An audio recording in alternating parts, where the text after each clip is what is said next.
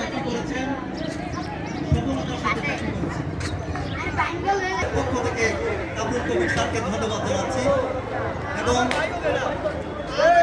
যিনি এই বিদ্যালয়ের একজন সফল প্রধান শিক্ষক ছিলেন, তার মাধ্যমে মাননীয় প্রধান শিক্ষক, আমাদের সকলের প্রিয় ব্যক্তিত্ব, গোটা চান্দিনায় যিনি, সময় সংকীর্ণ তাই আমি বেশি কথা বলবো না।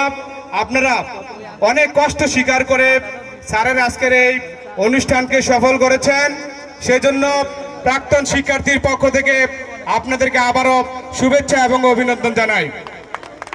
স্যার কি বলবো আপনাকে, আপনার অবসর গ্রহণ আসলে মানতে পারতেছি না।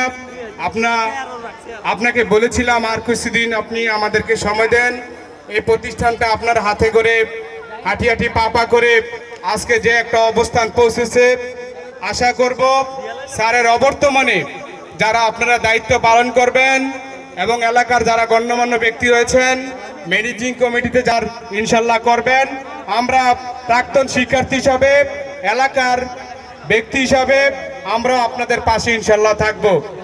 আপনারা সবাই স্যারের জন্য দোয়া করবেন যাতে স্যারে অবসর গ্রহণের সময়ে